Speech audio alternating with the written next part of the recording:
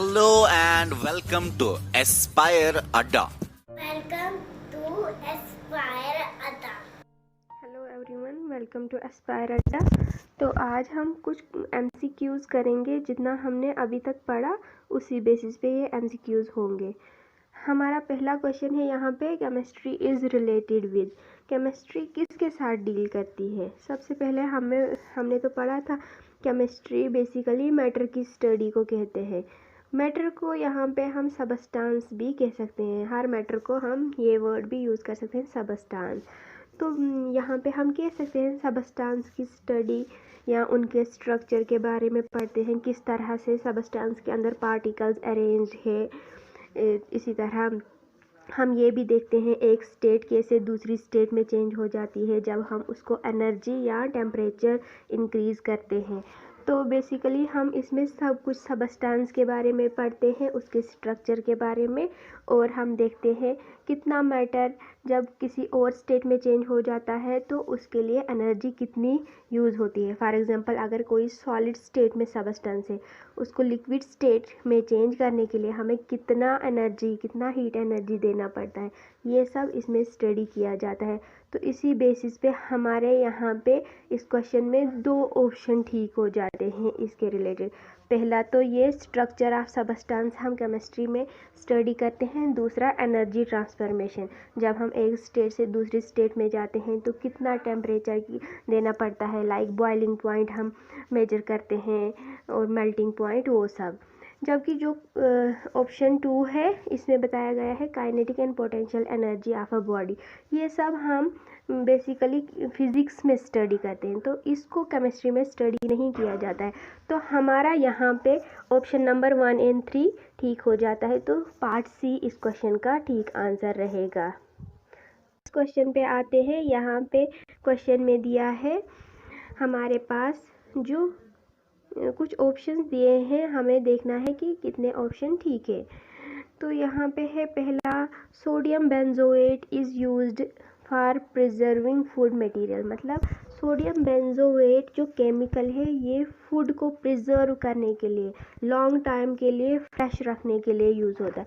तो हाँ, आपको याद रखना है ये जो सोडियम बेंजोएट नाम करके केमिकल है ये प्रिजर्वेटिव का काम करता है। तो ये ऑप्शन ठीक है।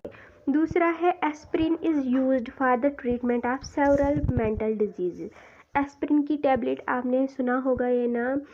ये बताया गया है ये मेंटल डिजीज़ को ट्रीट करने के लिए यूज़ होता है, जबकि ये गलत है। ये सिंपल सर दर्द के लिए यूज़ होता है एस्पिरिन, लेकिन सीरियस मेंटल इलनेस के लिए हमें ट्रैंकुलाइजर्स या बारबिटूरिक एसिड ऐसे कुछ यूज़ करते हैं। एस्पिरिन तो नहीं आएगा यहाँ पे। इसके बाद है नंबर 3 पे, cisplatin is used as an anti cancer drug. तो हाँ, ये एक एंटी कैंसर ड्रग है। तो हमारे पास दो ऑप्शन ठीक है यहाँ पे, 1 और 3, जबकि दूसरा ऑप्शन ठीक नहीं है। तो हमारा इसमें आंसर आ जाएगा 1 और 3 है ऑप्शन नंबर बी में। तो ऑप्शन नंबर बी इस क्वेश्चन के लिए ठीक हो जाता है। इसके बाद क्वेश्चन में दिया है the substances that play a key role in increasing the production of crops. तो कौन कौन से सबस्टेंसेस है जो क्रॉप की प्रोडक्शन में, इंक्रीजिंग प्रोडक्शन में हमें हेल्प करता है? ऑप्शन में दिया हुआ है यूरिया। यूरिया हम यूज़ करते हैं एज अ फर्टिलाइज़र ताकि क्रॉप की प्रोडक्शन ज़्यादा से ज़्यादा हो। उसके बाद नंबर 2 पे है इंसेक्टिसाइड्स। इंसेक्टिसाइड्स ऐसे केमिकल्स होते हैं जो कि उन इंसेक्ट्स को किल करते हैं जो क्रॉप को खा लेते हैं या क्रॉप को डैमेज कर लेते हैं, तो उनके लिए हम इंसेक्टिसाइड यूज़ करते हैं। तो ये भी एक की रोल अदा करता है in the increasing production of crop. इसके बाद देखते हैं कैल्शियम सुपरफॉस्फेट। कैल्शियम सुपरफॉस्फेट भी एक फर्टिलाइज़र है, तो ये भी आएगा ऑप्शन में। इसके बाद है अमोनियम सल्फेट, ये भी एक फर्टिलाइज़र है। ये सारे नाम आपको याद रखने हैं, urea, calcium sulphate and ammonium sulphate, ये सब फर्टिलाइज़र्स है। और हमारा इंसेक्टिसाइड जो है ये इंसेक्ट को किल करने में हेल्प करती है। तो इन शॉर्ट ये चारों ऑप्शन हमारे पास ऐसे हैं जो हमारी क्रॉप की प्रोडक्शन को इंक्रीज़ करते हैं। तो इस तरह से हमारे पास ऑप्शन नंबर डी ठीक हो जाता है कि ये सारे ही ऑप्शन ठीक है। ये सारे ही जो केमिकल्स है ये हमें हेल्प करते हैं क्रॉप की प्रोडक्शन को इंक्रीज़ करने में।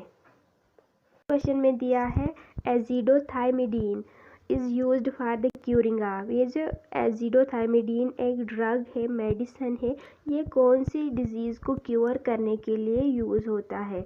तो यहाँ पे ऑप्शन है ट्यूबरकुलोसिस, एड्स, कैंसर। तो ये वाला ड्रग जो है ये हमारा एड्स को ट्रीट करने में हेल्प करता है। तो हमारे पास ऑप्शन है बी पार्ट जो है ये इसका सही आंसर होगा। ओनली 2, ये सिर्फ एजिडोथाइमिडीन जो है ये सिर्फ एड्स को क्योर करने में हमारी हेल्प करता है।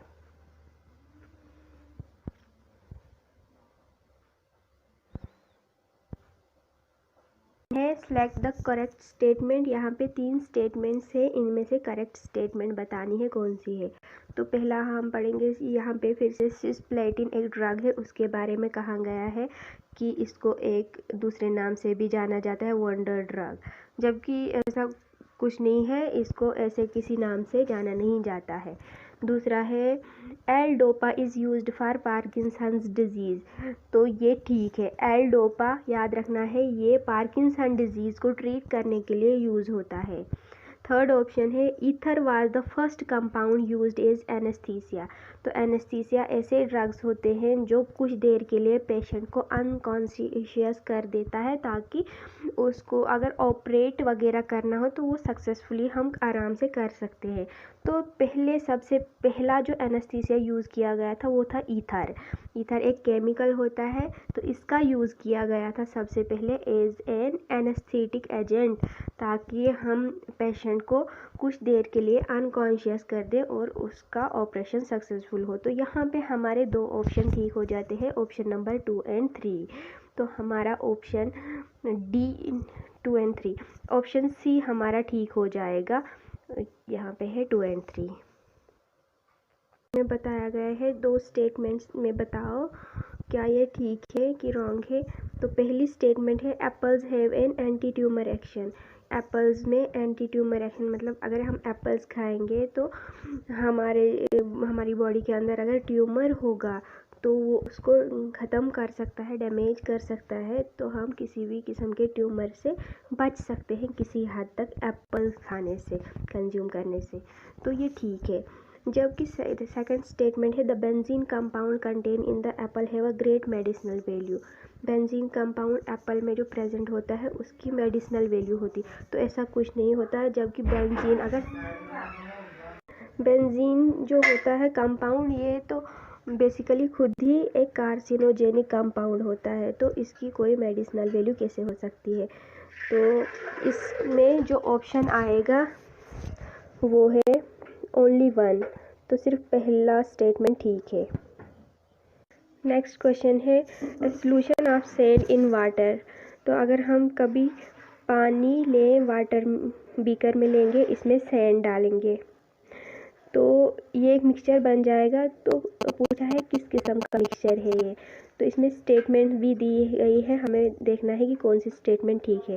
पहला है forms homogeneous mixture. Homogeneous mixture ऐसा मिक्सचर होता है जो हमें नेक्ड आई से पता नहीं चलता कि ये एक चीज़ है या एक से ज़्यादा चीज़ें मिक्स की गई है। तो रेत और पानी का मिक्सचर हमें दूर से दिख जाता है, इसमें 2 फेजेस होते हैं, रेत अलग होती है, पानी अलग होता है। तो पहला ऑप्शन गलत है। दूसरा है सेटल ऑन स्टैंडिंग। अगर हम कुछ देर के लिए इस मिक्सचर को अनडिस्टर्ब छोड़ देते हैं तो रेत जो है ये बॉटम पे बैठ जाती है, तो ये बिल्कुल ठीक है। तो तीसरा है शोज टिंडल इफ़ेक्ट। अब ये टिंडल इफ़ेक्ट क्या होता है, इसको समझने के लिए हम मिक्सचर फिर से बीकर में यही वाटर एंड सैंड लेंगे। तो यहाँ से किसी टॉर्च की मदद से लाइट डालनी पड़ती है इस मिक्सचर पे। तो हम देखते हैं जो इसके बीच, ये बीकर के बीच में जब लाइट पास होती है तो यहाँ पे इसका पाथ विजिबल हो जाता है, कि हमें पता चल जाता है लाइट कहाँ से चल रही है। इट इज़ बिकॉज कि इस मिक्सचर के जो पार्टिकल्स होते हैं वो उनका साइज़ काफ़ी बड़ा होता है। They can scatter the light which falls on them. इन पे जो लाइट पड़ती है उस लाइट को ये पार्टिकल्स स्कैटर कर लेते हैं सारे डायरेक्शन में। तो इस तरह से हमें ये पाथ विजिबल हो जाता है। जब ये स्कैटर्ड लाइट हमारे आइज़ तक पहुंच जाती है तो हमें ये पाथ विजिबल दिखता है। ये इफ़ेक्ट कहलाता है टिंडल इफ़ेक्ट। ये इस तरह के हेटेरोजीनस मिक्सचर में पाया जाता है, क्योंकि हमारा सैंड एंड वाटर जो है ये हेटेरोजीनस मिक्सचर है।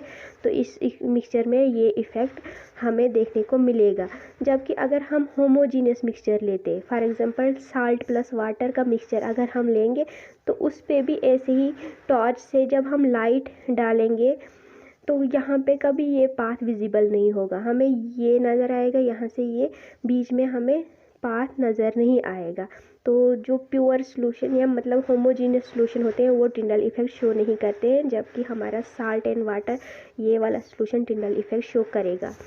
तो हमारा ये ऑप्शन भी ठीक हो जाएगा। लास्ट है होमोजीनियस मिक्सचर, मतलब ये होमोजीनियस मिक्सचर है नहीं, ये हेटेरोजीनियस मिक्सचर है। तो हमारे पास इस क्वेश्चन के दो स्टेटमेंट ठीक हो जाते हैं, नंबर 2 और 3। एक तो है ये कुछ देर के लिए अनडिस्टर्ब अगर हम छोड़ें तो ये अलग हो जाते हैं दोनों चीज़ें एक दूसरे से, और दूसरा है ये टिंडल इफ़ेक्ट शो करता है। और जो टिंडल इफ़ेक्ट है ये मैंने आपको बताया क्या होता है।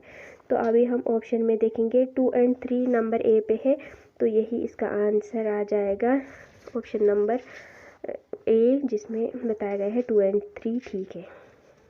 नेक्स्ट क्वेश्चन है हमारे पास, on a ship sailing in Pacific Ocean where temperature is 23.4 degree Celsius, a balloon is filled with 2 liter air। हमारे पास टेम्परेचर दिया हुआ है और वॉल्यूम। इसके बाद पूछा है what will be the volume of the balloon when the ship reaches Indian Ocean where temperature is 26.1 degree Celsius. तो जब हम किसी दूसरी जगह पे पहुंचेंगे जहां का टेम्परेचर पहले वाले से डिफरेंट है, इंक्रीज़ है 26.1 डिग्री सेल्सियस, तो वहाँ पे बैलून का वॉल्यूम क्या होगा। हमने चार्लीज लॉ में पढ़ा था, जो वॉल्यूम एंड टेम्परेचर है इन दोनों क्वांटिटीज़ का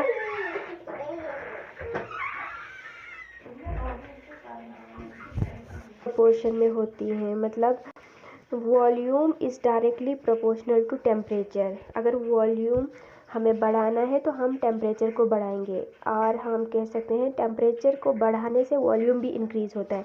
तो यहाँ पे बैलून का ओरिजिनल वॉल्यूम, पहला वाला वॉल्यूम था 2 लीटर, टेम्परेचर था उस टाइम 23.4 डिग्री सेल्सियस। अब टेम्परेचर यहाँ पे इंक्रीज़ हो गया तो वॉल्यूम भी ऑब्वियसली इंक्रीज़ ही होगा।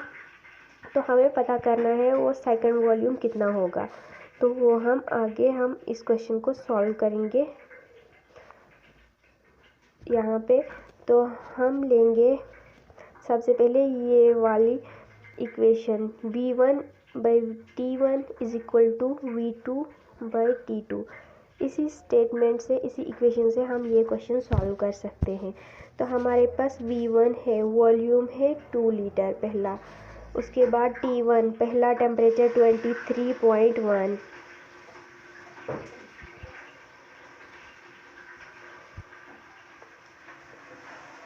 सबसे पहले हम ऐसे देखेंगे इसको। हमारे पास दिया है वॉल्यूम 2 लीटर और पहला वाला टेम्परेचर है 23.4 degree Celsius equal to next volume हमें पता करना है, और नेक्स्ट टेम्परेचर हमारे पास है 26.1 डिग्री सेल्सियस। अगर हम इस तरह से इसको करेंगे तो ये क्वेश्चन गलत हो जाएगा, क्योंकि हमें याद रखना है जब भी हम चार्लीज लॉ अप्लाई करेंगे तो टेम्परेचर हमेशा केल्विन में होना चाहिए, जबकि हमारे क्वेश्चन में जो टेम्परेचर दिया हुआ है वो सेल्सियस में है। तो सबसे पहले हमें इसी केल्विन को सेल्सियस में चेंज करना पड़ेगा, मतलब सेल्सियस को केल्विन में चेंज करना पड़ेगा। उसके लिए हमें हर जगह जहाँ पे भी टेम्परेचर दिया हुआ है उसको ऐड करना पड़ेगा 273। जब भी हमें सेल्सियस टेम्परेचर को केल्विन में चेंज करना होता है तो उसको ऐड करना चाहिए 273। सबसे पहले हम इसी टेम्परेचर को कन्वर्ट करेंगे। तो 2 डिवाइड बाई 23.4 प्लस 273 हमारे पास आएगा अबाउट 296.4 और आगे V2 हमें पता करना है। जब हम 26.1 को ऐड करेंगे 273 तो हमारे पास ऑलमोस्ट 299.1 आएगा, 299.1। अब हम इस क्वेश्चन को आगे सॉल्व कर सकते हैं।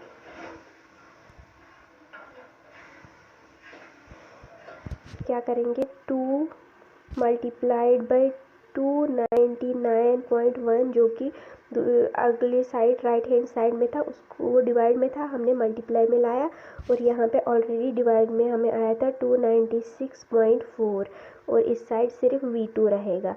इस सब को सॉल्व करने के बाद आप देख सकते हो तो आपके पास आंसर आएगा 2.018।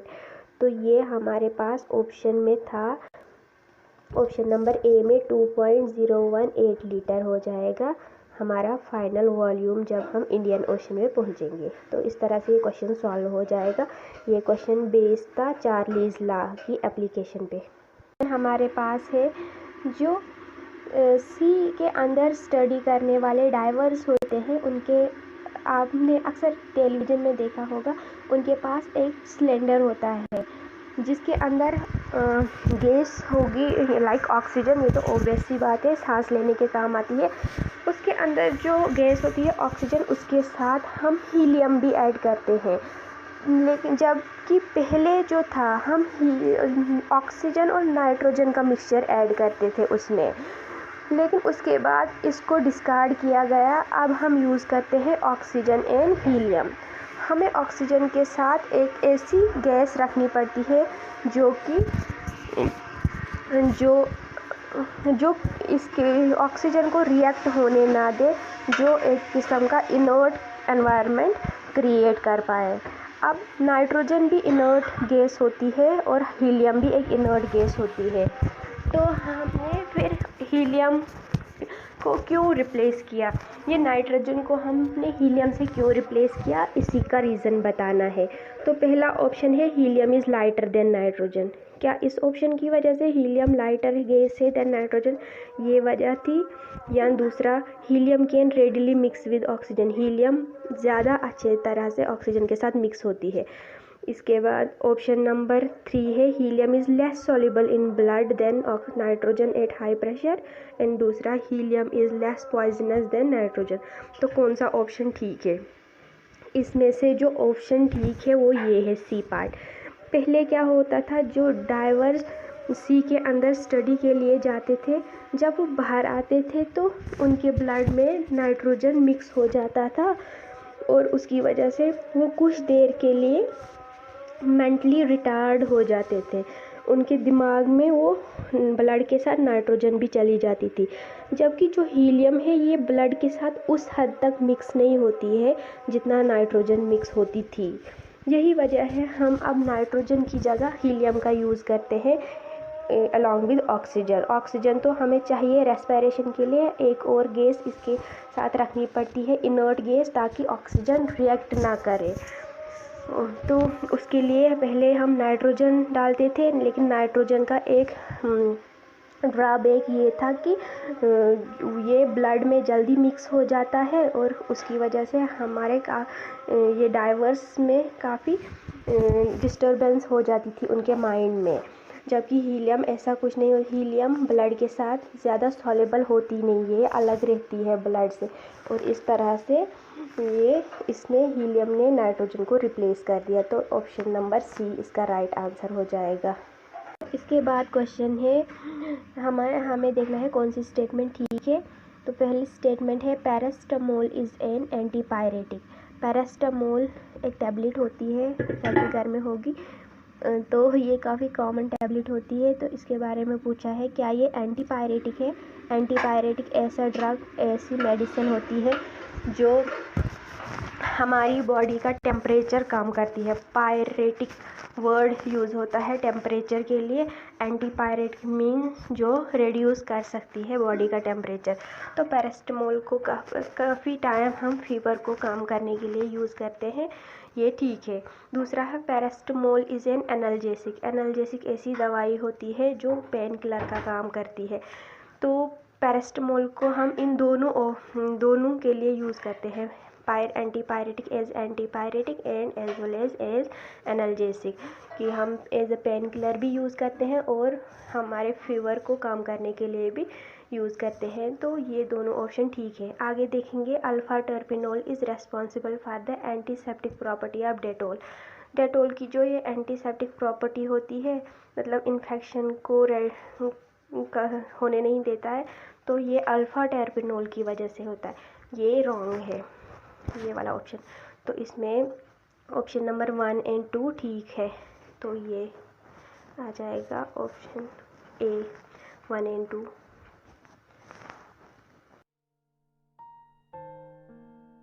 Well, it is hard time for all of us.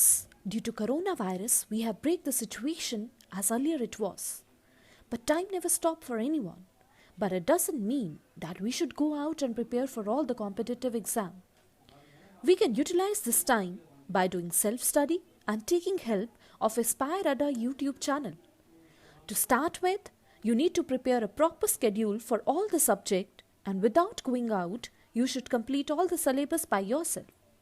And when the critical situation will end, here you are. Hooray! You are ready for all the competitive exam. Utilize this time until it go. Aspire Ada Institute, best institute in Jammu for all the competitive exams. We care for you. Stay home.